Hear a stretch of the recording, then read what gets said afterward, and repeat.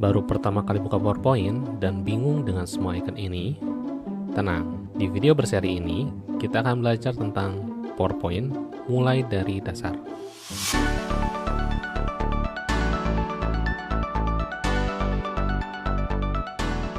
Izinkan saya memperkenalkan diri terlebih dahulu. Kenalkan, nama saya Erik dari Presenta. Saya merupakan guru di salah satu sekolah menengah kejuruan. Saya juga merupakan visual designer di Presenta. Dan saya sudah lebih dari 10 tahun menjadi seorang presentasi designer, terutama dengan software PowerPoint. Nah, seperti yang sudah saya sampaikan sebelumnya tadi, di video pertama ini kita akan belajar tentang apa itu PowerPoint dan bagian-bagian antarmuka dari PowerPoint itu sendiri. Mari kita mulai. Yang pertama, apa sih sebenarnya itu PowerPoint? Jadi, PowerPoint itu merupakan aplikasi yang dibuat oleh Microsoft dan dia merupakan keluarga dari Microsoft Office. Yang mana secara umum Microsoft Office itu terdiri dari Microsoft Word untuk mengolah kata, Microsoft Excel untuk mengolah data, dan juga ada PowerPoint yang berguna untuk membuat slide presentasi. Versinya macam-macam, ada yang versi 2013, 2016, 2019, 2021, atau ada juga versi Office 365. Untuk video ini, saya akan mendemokan dengan Office 365. Harusnya ini tidak terlalu jauh tampilannya dengan Office 2021 ataupun 2019.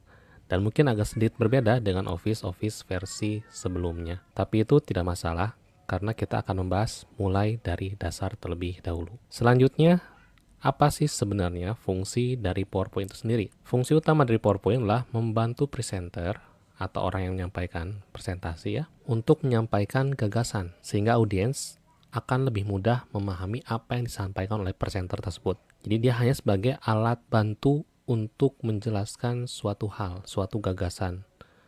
Bukan yang merupakan teks atau contekan dari presenter, dan juga dia bukan menampilkan hal-hal yang tidak ada hubungannya dengan materi tersebut. Nah, itu fungsi utama dari PowerPoint. Lalu di manakah PowerPoint biasa digunakan? Seperti yang kita ketahui bersama, PowerPoint hampir digunakan di seluruh bidang di kehidupan ini. Mulai dari bisnis, pemerintahan, pendidikan, ataupun bidang-bidang lain yang sering melakukan presentasi. Sebagai contoh, misalnya di bisnis atau pemerintahan, PowerPoint biasanya digunakan untuk menampilkan presentasi proposal proyek, laporan bisnis bulanan atau tahunan, presentasi progres proyek, atau urusannya dengan klien misalnya, presentasi dengan klien. Itu di bidang bisnis dan pemerintahan. Untuk di bidang pendidikan, contohnya adalah ketika dosen memberikan materi ke mahasiswa, biasanya menggunakan PowerPoint. Siswa mempresentasikan tugas, itu juga biasanya menggunakan PowerPoint. Dan yang lebih umum adalah ketika seorang mahasiswa mempresentasikan skripsinya. Itu seringkali menggunakan PowerPoint. Nah, itu adalah contoh penggunaan PowerPoint di kehidupan nyata di berbagai bidang. Selanjutnya kita akan lanjut ke materi berikutnya, yaitu tentang antarmuka dari PowerPoint. Apakah teman-teman semua sudah siap? Kalau sudah, mari kita mulai.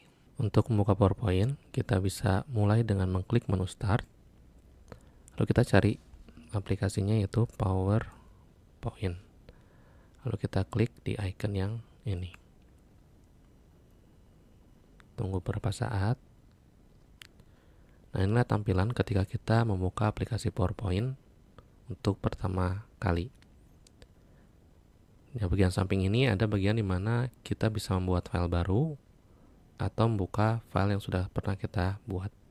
Dan di bagian bawah ini ada bagian pengaturan dan juga bagian akun. Lalu di bagian atas ini adalah bagian template. Kalau kita perhatikan di sini ada banyak sekali template ya. Apalagi kalau kita klik di More Themes ini, itu akan lebih banyak lagi.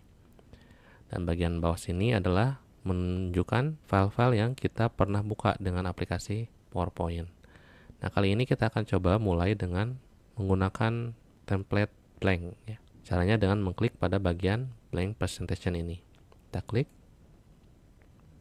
maka tampilannya akan berubah menjadi seperti ini. Nah, ini tampilan awal ketika kita membuat file PowerPoint baru. Kita akan coba pelajari sedikit tentang bagian utama dari aplikasi PowerPoint ini.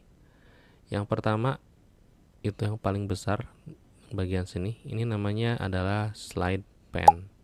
Slide pane ini bagian dimana kita mengedit slide tersebut, mulai dari menambahkan teks, menambahkan gambar, atau mengatur posisi, dan juga untuk mengkostumasi sesuai dengan kebutuhan kita.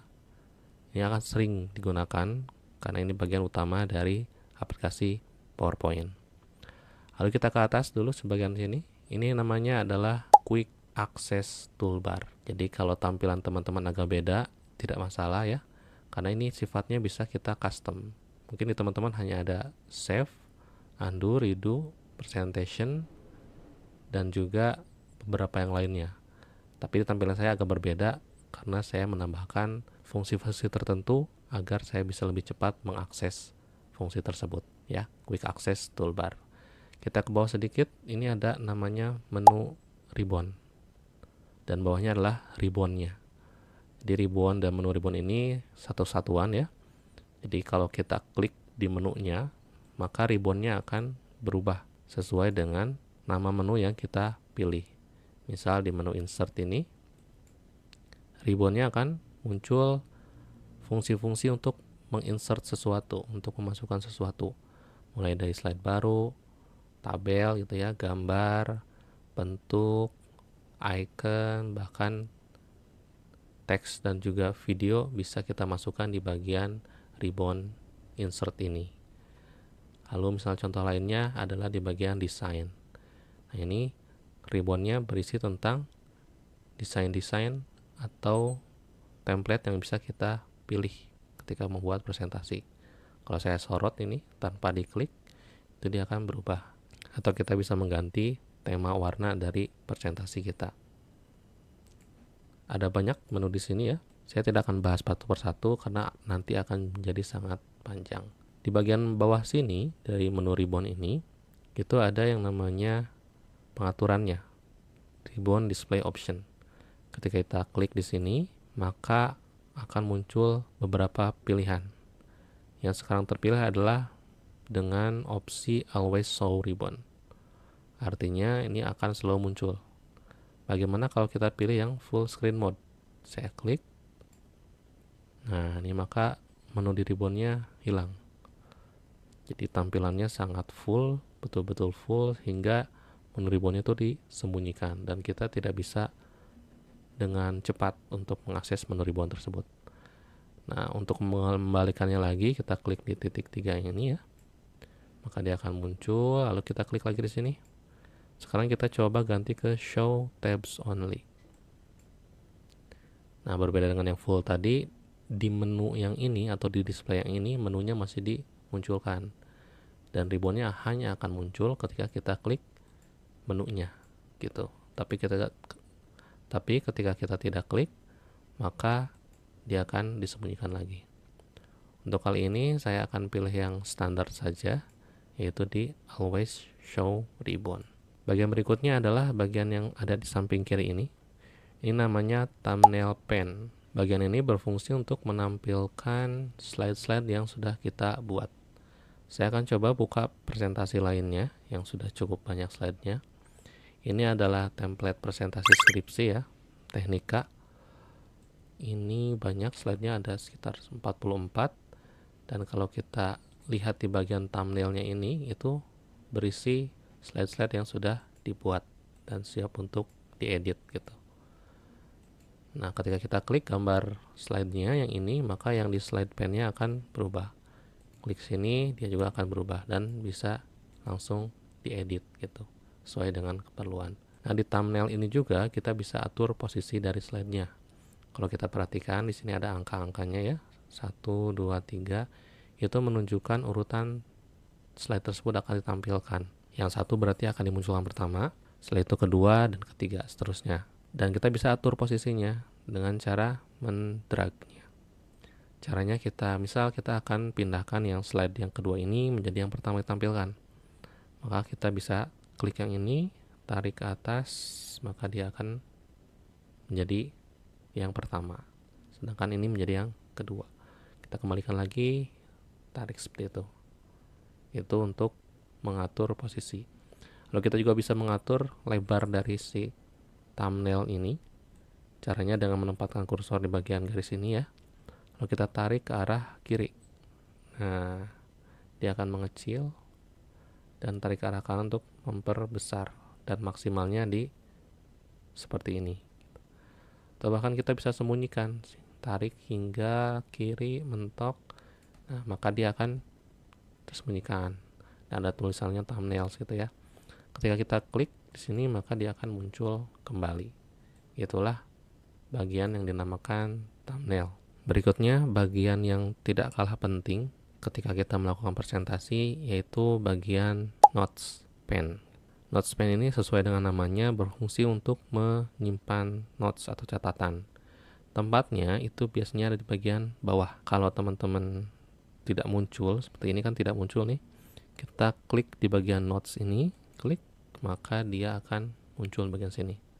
Tapi secara default dia akan dimunculkan di bagian bawah seperti ini. Kalau tidak muncul, kita bisa klik di bagian notes. Nah, ini fungsinya untuk menuliskan catatan ketika nanti presentasi. Misal di sini saya buat catatan 1. Nah, catatan lainnya kita bisa juga tambahkan di slide lain. Catatan 2. Jadi catatannya itu akan dimunculkan sesuai dengan slide yang ditampilkan. Bukan jadi catatan yang digabungkan seluruhnya, tapi dia dimunculkan sesuai dengan slide yang diberi catatan tersebut. Misal kita akan coba tampilkan ya. Nah, ini tampilan dari presenternya yang tidak dilihat oleh audiens. Jadi catatannya akan muncul di bagian kanan ini. Catatan 1, slide 1 ya. Catatan 2-nya di slide berikutnya. Jadi dia dimunculkan sesuai dengan slide yang diberi catatan. Seperti thumbnail juga, kita bisa mengatur posisinya atau mengatur ukurannya ya.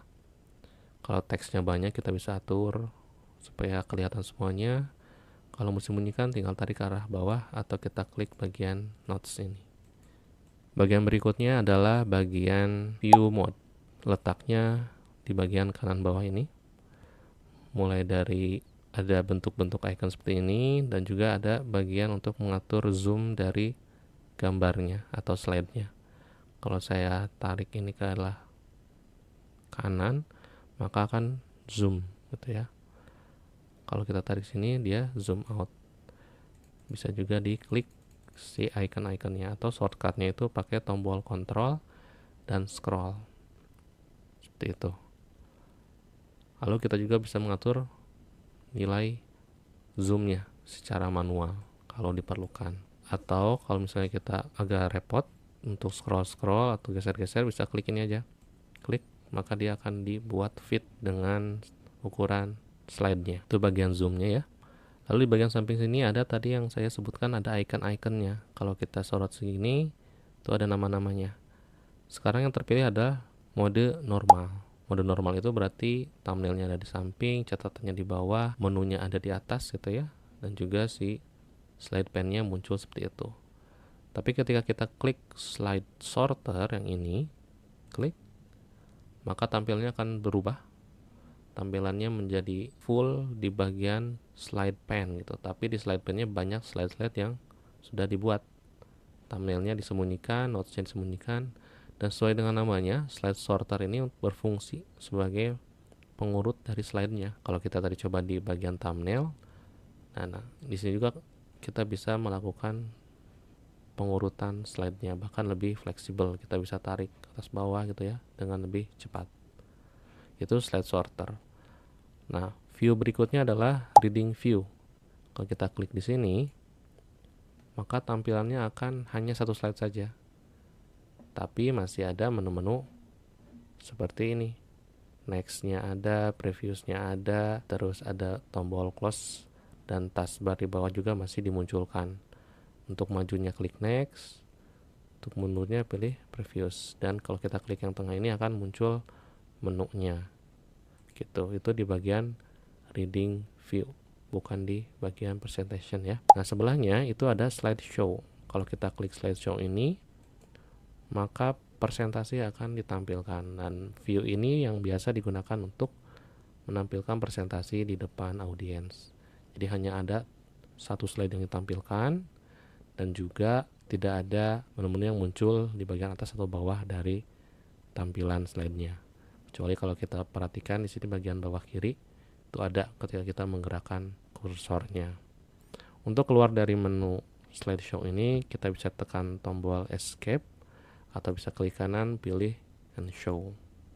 Nah, itu tadi teman-teman interface dari PowerPoint atau antarmuka dari PowerPoint, yang mana setiap bagian mempunyai fungsinya masing-masing. Kita bisa menggunakannya sesuai dengan kebutuhan yang kita perlukan. Terima kasih sudah menonton video ini sampai akhir. Jangan lupa like, komen, dan subscribe bagi teman-teman yang belum subscribe channel YouTube Presenta. Saya Erik dari Presenta, sampai jumpa di video tutorial berikutnya.